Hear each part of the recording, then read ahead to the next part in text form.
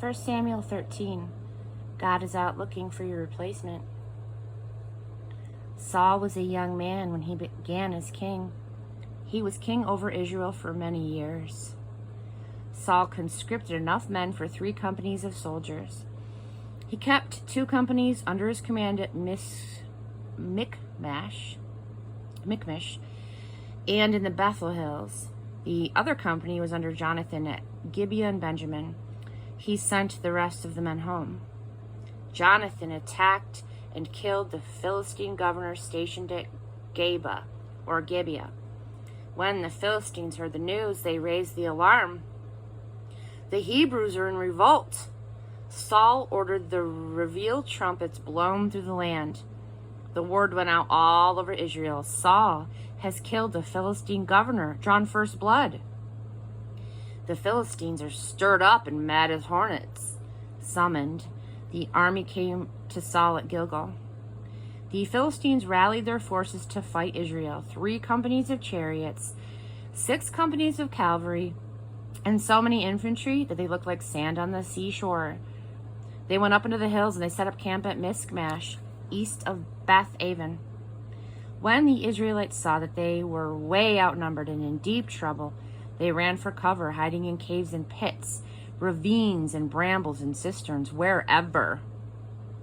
They retreated across the Jordan River, refugees fleeing to the country of Gad and Gilead. But Saul held his ground in Gilgal, his soldiers still with him, but scared to death.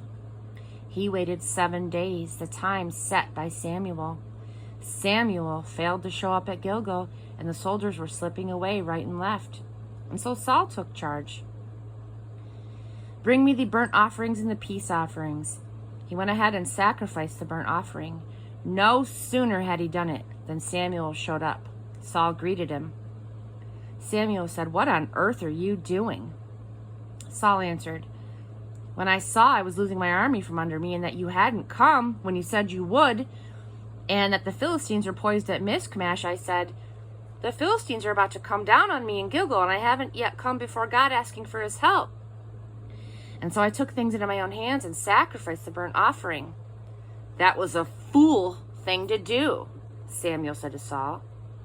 "If you had kept the appointment that your God commanded, by now God would have set a firm and lasting foundation under your kingly rule over Israel.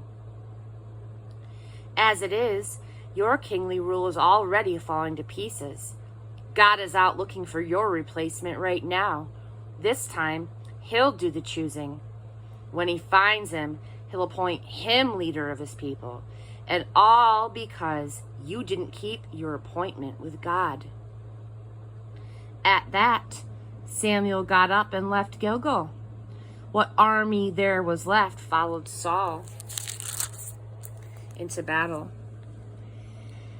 They went into the hills from Gilgal towards Gibeah and Benjamin. Saul looked over and assessed the soldiers that were still with him, a mere 600.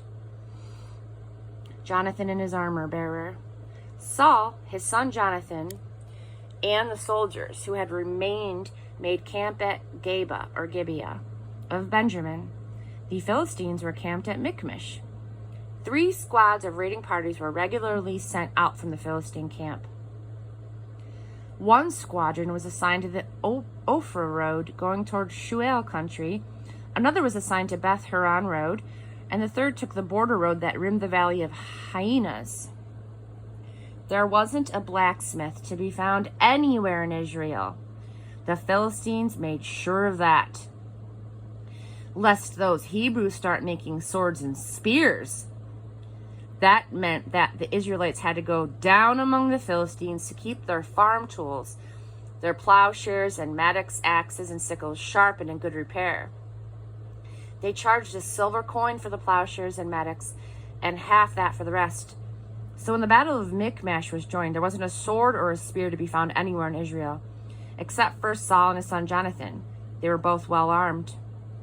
A patrol of Philistines took up a position at Michmash Pass.